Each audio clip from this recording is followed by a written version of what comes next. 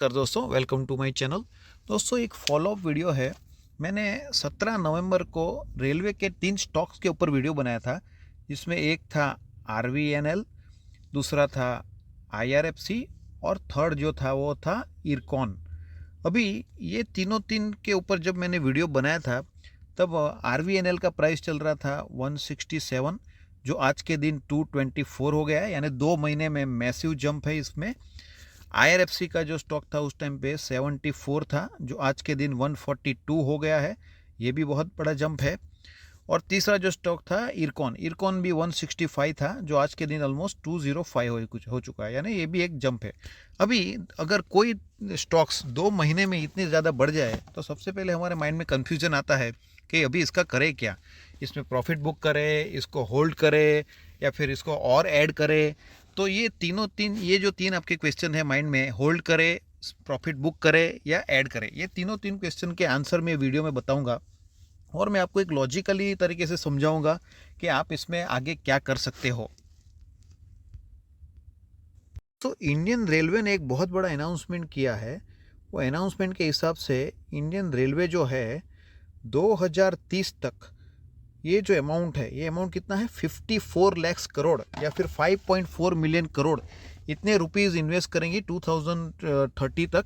जो आपका इक्विवेलेंट जो अगर आता है वो 57 ट्रिलियन रुपीस है, या फिर 720 बिलियन यूएस डॉलर है।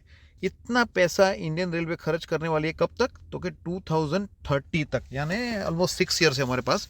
और ये टाइम में क्या करने वाली है Indian railway, to upgrades 100% electrification of railways, upgrading existing lines, more facilities, high speed trains, expansion of new lines। यानी जितने भी रेलवे के काम है, जैसे नई लाइन बिछाना, नई एग्जिस्टिंग लाइन को मरम्मत करना, इलेक्ट्रिफिकेशन करना, ये सब प्लान ऑलरेडी डिक्लेयर कर चुके हैं इंडियन रेलवे। और 2030 तक मैसिव इन्वेस्टमेंट का बजट उन्होंने ऑलरेडी फोरकास्ट किया हुआ है।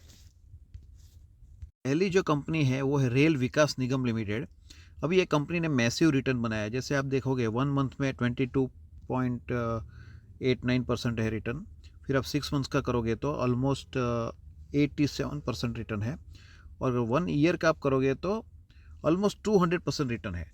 लेकिन ये जो रिटर्न बनाने के बाद जो वैल्यू अभी चल रहा है 224, ये वैल्यू पे हमको शेयर को प्रॉफिट बुक करना चाहिए, सेल करना चाहिए या ऐड करना चाहिए। तो एक बहुत इंपॉर्टेंट चीज़ मैं आपको दिखाऊंगा। आप देख सकते हैं करंट वैल्यू पे भी ये कंपनी का पी रेशियो है 33.4। अभी आप देखो आईआरसीटीसी का पी रेशियो है 70।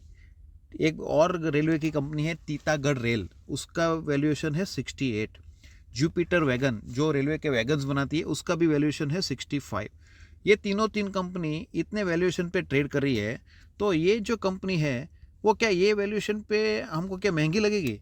नहीं दोस्तों, ये कंपनी में भी पोटेंशियल है 68 का वैल्यूएशन अचीव करने की। तो मेरे हिसाब से करंट लेवल पे ये कंपनी में क्या करना चाहिए, होल्ड। और भी बड़े लेवल का हम एक्सपेक्टेशन रख सकते हैं। फ्रेश एंट्री अगर जिसको करना है वो थोड़े थोड़े अमाउंट में एंटर कर सकते हैं। यानी आज 10,000 का बाई किया, फिर वेट किया, कुछ करेक्शन आता है तो हर 5% करेक्शन पे और अमाउंट ऐड कर सकते हो। लेकिन इसमें करेक्शन आ सकता है क्योंकि इतने कम टाइम में बहुत बढ़ गया है। बट जिनका लॉन्ग टर्म का नज़रिया है, जैसे 2030 तक जो बजट हमने देखा है, अगर वहाँ तक आपको होल्ड करना है तो आप पक्का ये कंपनी को होल्ड कर सकते हो अभी भी। तो दूसरी जो कंपनी है आईआरएफसी, इंडियन रेलवे फाइनेंस। अभी इनका आप देखोगे 1 मंथ का रिटर्न है 50%। 1 मंथ का 50% रिटर्न है। इवन ये तो 5 दिन में ही कितना चली है, 5 डेज में 42% का रिटर्न है। 6 मंथ्स का रिटर्न देखोगे तो 337% रिटर्न है। साल का रिटर्न देखोगे तो ऑलमोस्ट 335 है। यानी ये कंपनी ने भी लास्ट 1 ईयर में 300% से ज़्यादा का रिटर्न दिया है। तो क्या ये कंपनी का शेयर में हमें प्रॉफिट बुक कर देना चाहिए? तो मैं इसमें भी सेम चीज़ आपको बताऊंगा। ये कंपनी का जो वैल्यूएशन अभी चल रहा है, जो पी रेशियो बोलते हैं, वो है 30.48। सेम चीज़ मैं वापस रिपीट करूंगा। आईआरसीटीसी 70 पे है, तीतागढ़ रेल 68 पे है, जुपिटर वैगन 65 पे है। तो ये वैल्यूएशन मेरे हिसाब से ये कंपनी का अभी भी रीज़नेबल वैल्यूएशन है। और ये कंपनी में भी आप अभी अगर आपका पुराना इन्वेस्टमेंट है तो अभी आप इसमें होल्ड कर सकते हो। नया इन्वेस्टमेंट करना है तो आप स्मॉल अमाउंट से चालू कर सकते हैं और एवरी 5% करेक्शन आएगा तो उसमें आपका अमाउंट बढ़ा सकते हो, क्योंकि मार्केट बहुत जल्दी इतना बढ़ गया है तो मे भी करेक्शन आने का चांसेस है। लेकिन जो लॉन्ग टर्म वाले हैं, जैसे 2030 तक का जिसका होराइजन है, उसमें वो लोग ये कंपनी में बिंदास होकर होल्ड कर सकते हैं। सो तीसरी जो कंपनी है उसका नाम है इरकॉन इंटरनेशनल लिमिटेड। अभी ये कंपनी ने 5 दिन में ऑलमोस्ट आप देखोगे 15% का रिटर्न दिया है। 1 मंथ में ऑलमोस्ट 15.73 है। 6 मंथ्स में ऑलमोस्ट 146% का रिटर्न दिया है। और एक साल में आप देखोगे तो ऑलमोस्ट 238% का रिटर्न दिया है। यानी कंपनी ने एक साल में 200% से भी ज़्यादा का रिटर्न दिया है। तो फिर ये कंपनी में अभी क्या प्रॉफिट बुक करना चाहिए या इसको होल्ड करना चाहिए? तो इसके लिए मैं आपको एक चीज़ बताना चाहता हूँ। ये कंपनी का जो वैल्यूएशन है अभी कितना है, 21.88। ये 21.88, ये तो आप देखोगे तो RVNL का वैल्यूएशन 30 के अराउंड है और अपना IRFC का वैल्यूएशन 31 है। इसका वैल्यूएशन तो इससे भी बहुत कम है, 21। तो ये कंपनी में तो आप बिंदास होकर होल्ड कर सकते हो। तो करंट लेवल पे अगर आपका पुराना इन्वेस्टमेंट हो, इसमें भी आप होल्ड कर सकते हो। फ्रेश इन्वेस्टमेंट के लिए स्मॉल अमाउंट से स्टार्ट कर सकते हो और एवरी 5% का करेक्शन पे आप इन्वेस्टमेंट बढ़ा सकते हो।